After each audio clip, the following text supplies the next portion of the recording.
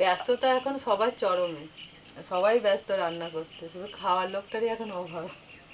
শীতের ফুলকপি নিয়ে চলে এসেছি রান্নাঘরে। আজকে সুমিতা আর আমি দুজনে মিলে বানাবো শীতের ফুলকপি দিয়ে পরোটা, আর সাথে থাকছে গরম গরম কাশ্মীরি আলুর দম। এই একটা কপি দিয়ে কিন্তু অনেকগুলো পরোটা তৈরি হয়ে যাবে। তো চলুন রান্না বান্না শুরু করে দিই। আগে কপিটা কাটি।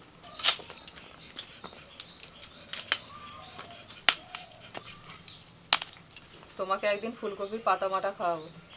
খেয়েছি আগে, একবার করেছিলেন আমাদের ওখানে। করেছিলাম না? মনে আছে আমার। আছে মনে? আর একবার করবে না একদিন। এই শীতের ফুলকপির পাতাগুলো বেশি ভালো লাগে। কপি তো এখন সারা বছরই ধরো হয়, কিন্তু শীতকালের ফুলকপির পাতাগুলো বাটা খেতে দারুণ লাগে। কপিটা বেশ ভালোই গো, এত টাইট। হ্যাঁ ওই রকম বড় বড় আলু দাও, একটা আলুকে দুফালি করে। আর খাবে না? কতটা খেলে? ঠিক আছে না, আলু ধুতে হবে না তোমাকে, তুমি পারবে না। ওই জন্য তুমি আপেলটা রেখে দিলে, আর খাবো না বলে। জল দেখতে পেয়েছে, ওরে বাবরে, পরিষ্কার করে ধুচ্ছে গো।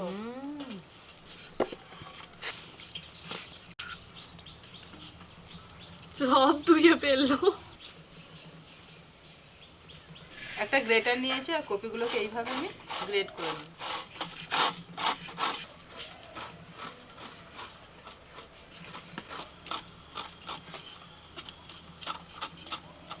এই ডাঁটিগুলো নেব না, এগুলো বাদ দিয়ে দিচ্ছি।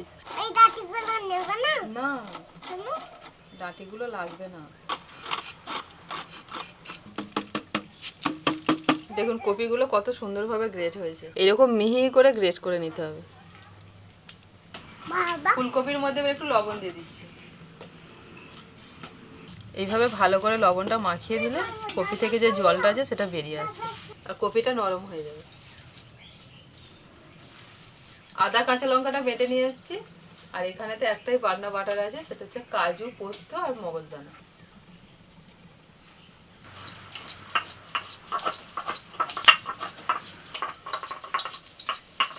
এখানে আটা এক বাটি আর ময়দা এক বাটি আমি একসাথে মিশিয়ে নিয়েছি। এর মধ্যে দিয়ে দিচ্ছি লবণ। আটা ময়দা পাইলে আজকে পরোটাটা বানাবো, তো শুধু ময়দা দিয়েও বানাতে পারেন, আবার শুধু আটা দিয়েও বানাতে পারেন। ময়ানে দিয়ে দিচ্ছি সাদা তেল।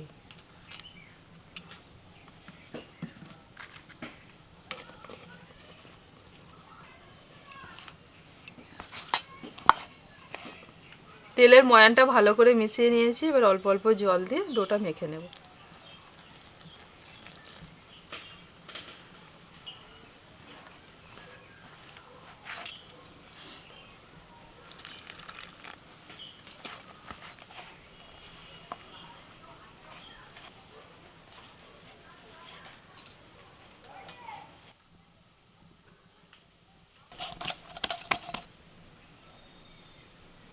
ভালো করে মেখে নেওয়ার পর ডোটার চারপাশে একটু তেল লাগিয়ে দিচ্ছি, যাতে উপর থেকে ডোটা শুকিয়ে না যায়।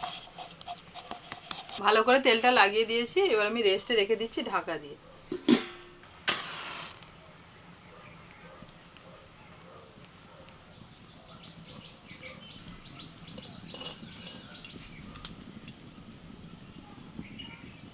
প্রথমেই কাশ্মীরি আলুর দমটা বানাবো, তো তার জন্য আলুটাকে ভেজে নিচ্ছি।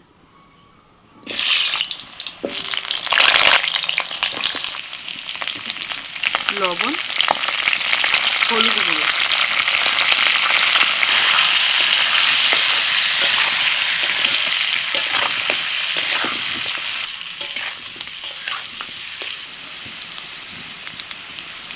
আলুকে একটু ভালো করে ভেজে নিয়ে তুলে নিচ্ছি। এই যে আলুর গায়েতে একটু লাল লাল ভাজা দাগ আসবে, ঠিক সেই সময় তুলে নিতে হবে। 2 চামচ আদা কাঁচা লঙ্কা বাটা নিয়েছি, আর তার সাথে দিয়েছি কাশ্মীরি লঙ্কার গুঁড়ো, ধনে গুঁড়ো, জিরে গুঁড়ো আর হলুদ গুঁড়ো। অল্প একটু জল দিয়ে মশলাটা গুলে নিচ্ছি। ফোড়নে দিচ্ছি এলাচ, দারচিনি, লবঙ্গ। ফোড়ন হয়ে গেছে, গুলে নেওয়া মশলাটা দিয়ে দিচ্ছি।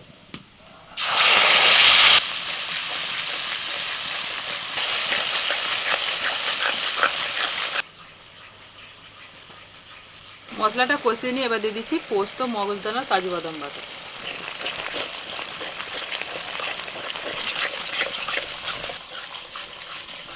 এবার দিয়ে দিচ্ছি লবণ দিয়ে ফেটিয়ে নেওয়া টক দই। টক দইটা দেওয়ার সাথে সাথে ভালো করে মিশিয়ে নিতে হবে মশলার সাথে, তাহলে দইটা ফেটে যাওয়ার সম্ভাবনা থাকে। সুমিতা ভালো করে কাশ্মীরি আলুর দম করা শিখে নিচ্ছে। হ্যাঁ, বসে বসে। বাড়িতে গিয়ে যখন নতুন আলু উঠবে নতুন আলু দিয়ে বানাবে। তেলটা যখন এরকম উপরে ভেসে উঠবে সেই সময় আমি দিয়ে দিচ্ছি ভাজা আলু।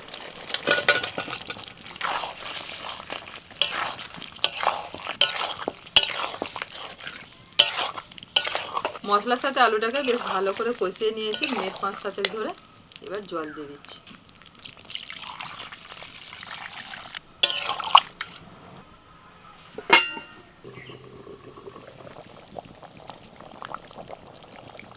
লবণটা দেওয়া হয়নি, তো এখন আমি লবণ দিয়ে দিচ্ছি আর অল্প করে একটু চিনি। লবণ আর চিনি দেওয়ার পর আরও মিনিট 5 মতো ফুটিয়ে নিয়েছি। আলুটা খুব ভালোভাবে সিদ্ধ হয়ে গেছে। আলুটা সিদ্ধ হবে অথচ এরকম গোটা গোটা থাকবে। সব শেষে দিয়ে দিচ্ছি কসুরি মেথি। কসুরি মেথি বা গরম মশলার গুঁড়ো যে কোনো একটা দিয়ে নামিয়ে নেব। একটু গ্রেভি রেখেই নামাচ্ছি, কারণ এটা যত ঠান্ডা হবে না আস্তে আস্তে গ্রেভিটা আরও টেনে নেবে।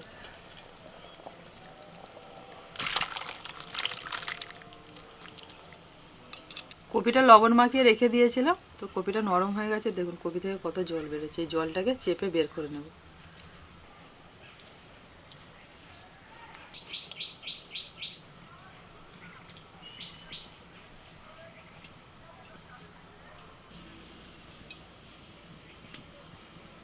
কড়াইতে সরষের তেল দিয়ে ওর মধ্যে ফোড়ন দিচ্ছি গোটা জিরে,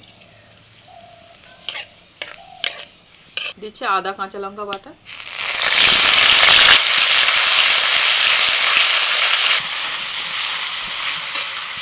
আদা কাঁচা লঙ্কা একটু ভেজে নিয়ে দিয়ে দিচ্ছি কপি।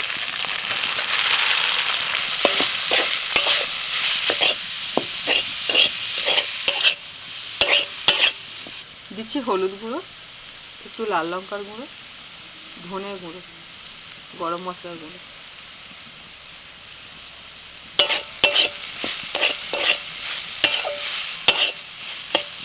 কপি থেকে জলটা বের করে দিলে পুরটা বানাতে সুবিধে হয়। আর কপি থেকে প্রচুর পরিমাণে জল বেরোলো দেখলে, তো সেই জলটাতে না পুরটা অনেক নরম হয়ে যাবে, একবারে কাদা কাদা হয়ে যাবে। তো এটাকে না একটুখানি ঝরঝরে বানাতে হবে। তো যার জন্য আমি আগে থেকে লবণটা মাখিয়ে রেখে দিয়েছিলাম যাতে জলটা বেরিয়ে যায়। এই দেখুন মশলার সাথে নাড়াচাড়া করতে করতে কপিটা কতটা সিদ্ধ হয়ে গেছে আর আস্তে আস্তে ঝরঝরেও হয়ে আসছে। মানে এখনও একটু জল জলে ভাব আছে, আরও কিছুক্ষণ নাড়াচাড়া করবো। এবার দিয়ে দিচ্ছি ধনে পাতা কুচি।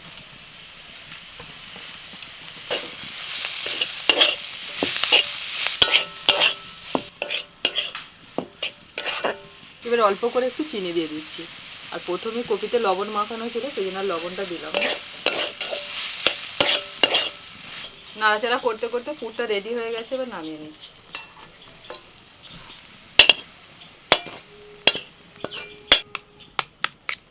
পুর তো রেডি, আর এদিকে ডোটাও মেখে রেখে দিয়েছিলাম আর পুর ঠান্ডাও হয়ে গেছে। আমাদের বুবলু সোনা আবার চলে এসেছে, বেলুন চাকি নিয়ে রেডি হয়ে বসে আছে। প্রতিদিন বাড়িতে রুটি হয় সন্ধ্যাবেলা, ওই পিসিটা ঠাম্মা মানে যখনই আটা মাখে ওকে একটু করে দিতে হবে। ব্যস্ততা এখন সবার চরমে, সবাই ব্যস্ত রান্না করতে, শুধু খাওয়ার লোকটারই এখন অভাব। এবার পুর ভরবো, আর পুর ভরার জন্য এইভাবে একটুখানি হাত দিয়ে গোল করে বাড়িয়ে নিচ্ছি। মাঝখানের অংশটা মোটা থাকবে আর সাইডগুলো এইভাবে একটু চাপ দিলেই হাতে করে দেখুন আস্তে আস্তে বাড়ছে।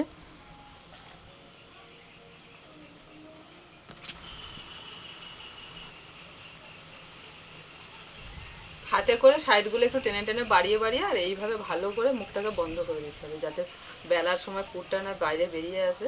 এই দেখো আমারটা দেখো, মা ভালোটা দেখতে। দারুণ সুন্দর হয়েছে। বুবলু একটু পুর নিয়ে আর ওর মধ্যে ভরে দিয়েছে। বাবা একটুখানি ভিডিও করে নাও না। বাবা শুনতে পেয়ে গেছে, ভিডিও করে নিয়েছে। বুবলু আবার পুরটা নিয়ে একটুখানি মুখে দিয়ে দেখে নিলাম। আমার মাকে বলতাম জানেন, তোমার পরোটা বেলা হাতে হয়নি। নিয়ে আছে দেবে বলে। গরমকালে শুধু আমাদের বাড়িতে 3 বেলায় ভাত খেতাম। আমি এখানে এসে নয় মুড়ি খাচ্ছি, অতটা এই মুড়ি খাওয়ার কি লুচি পরোটা অত চল মানে চল নেই, কেউ মানে খেত না। কিন্তু শীতকাল এলেই বলি যে লুচি পরোটার সময় চলে এসেছে। হ্যাঁ, শীতকালেতে এই বিভিন্ন ধরনের পরোটা লুচি এগুলো বেশি ভালো লাগে। অল্প অল্প তেল দিয়ে ভেজে নেব। আর এই পরোটাগুলো একটু মোটা মোটা করেই বেলতে হয়। বুবলু ছোট পরোটা দিয়েছে, আমার ভেজে দাও। আমি হাত ধুয়ে দিবি। ও বাবা, হাত ধুতেও চলে গেছে। দেখো সুমিতা পরোটা খাবে। এই ভাজা চলছে, দাঁড়াও ভেজে দিচ্ছি মা। এই যে দাঁড়াও। আমি ওকে বেক করছি। অপেক্ষা করছো? ওই বাবরে, তো দেখুন আস্তে আস্তে পরোটা ফুলতে শুরু করে দিয়েছে।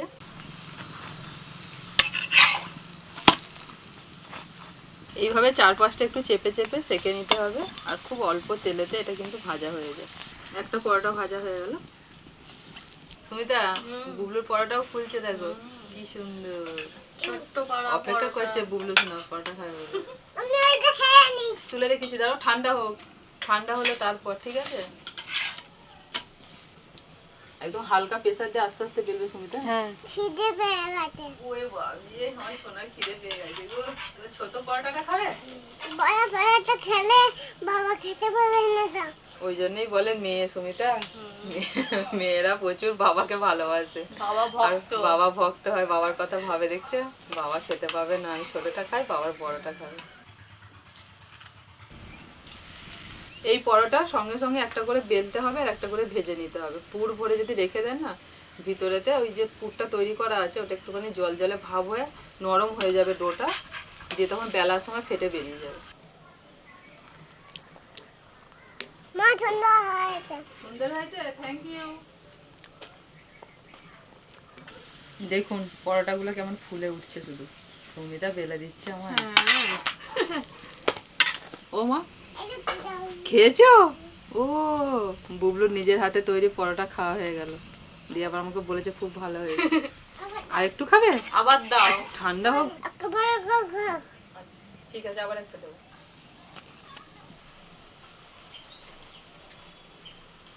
আমি খাই দিচ্ছি না, গরম লাগবে না, আমি ঠান্ডা করে দিচ্ছি। এইটা খাবে? আচ্ছা এটা খাও।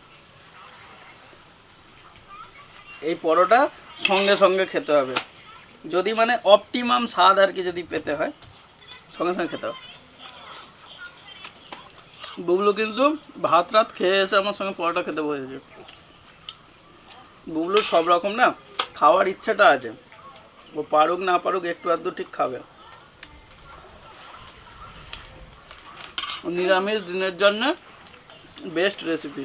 এত সফট দেখুন, 2 আঙুলে এরকম ছিঁড়ে যাচ্ছে। নরম তুলতুলে পরোটা, বুবলুও ট্রাই করছে একটু যাতে হয়। আর ভিতরটা সমানভাবে চাড়িয়ে গেছে পুরটা। খাও। এটাই তো পুরো আছে। সব আছে যা যা দরকার তোমার। আজকে সকলের ভাত খাওয়া হয়ে গেছে, আমি শুধু অপেক্ষা করেছিলাম যে কখন এই পরোটাটা হবে, একটু ভালো করে একটু ট্রাই করে দেখবো বলে। এখন মনে হচ্ছে না ঠিক আছে। ভাত খাওয়ার পর না এটা খাওয়ার যে ভালোবাসাটা একটু কমে যাবে, সেই জন্যই আমি খাইনি, যে না একটুখানি খিদেটা চেপে রাখি, তারপর সুন্দর করে খাওয়া হবে।